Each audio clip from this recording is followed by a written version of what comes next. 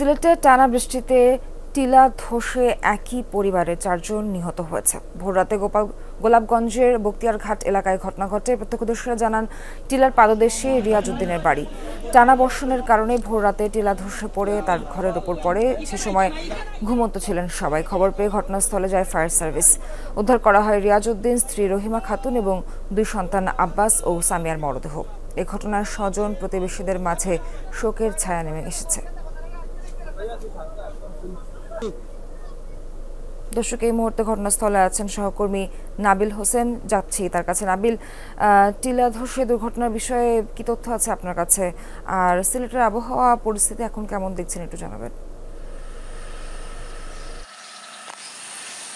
সোহার, আবহাওয়ার পরিস্থিতি আসলে ভালো নয়, তেমনটি বলা যাচ্ছে। গতকাল রাত থেকে আবারও ঝোরধারে বৃষ্টি জমেছিল। গতকাল বিকেলের যে বৃষ্টি, তারপর আসলে সন্ধ্যার দিকে কিছুটা বিরতি দিয়েছিল বৃষ্টি, কিন্তু এরপর থেকে আবারও ভারী বর্ষণ শুরু হয়। এবং সাধারণত আমরা যেটি জানি যে সিলেটের টিলাবৃষ্টিত এলাকা এবং বিশেষ করে গোলাপগঞ্জে বেশ কিছু ছোট বড় টিলাগুলো রয়েছে, এবং এতে করে মূলত প্রতি বছরই যখন ভারী বর্ষণ হয় তখন এই টিলা ধসের ঘটনা ঘটে।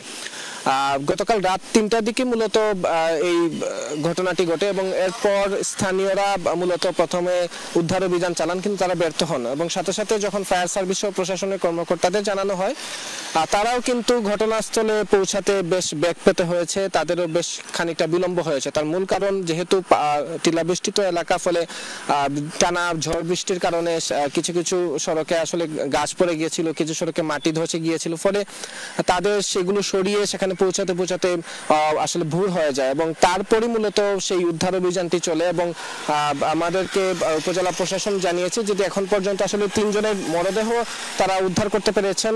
বাকি একজনের মৃত্যু নিশ্চিত হলেও তার মরদেহ উদ্ধারের চেষ্টা চলছে, সেটি তারা বলছেন। এবং পাশাপাশি উপজেলা প্রশাসন যেটি জানিয়েছে যে প্রতি বর্ষায় শুরুতেই আসলে মূলত এভাবে যারা টিলার পাদদেশে থাকেন, ঝুঁকিপূর্ণ বসবাস থাকেন, তাদের সেখান থেকে সরে যাওয়ার একটি সতর্কবার্তা দেওয়া হয়, কিন্তু তারপরও স্থানীয়রা সেখান থেকে সরে যান না, ফলে এই ধরনের দুর্ঘটনা সিলেট অঞ্চলে প্রায় ঘটে থাকে, এইরকমই তারা বলছেন। সুহান।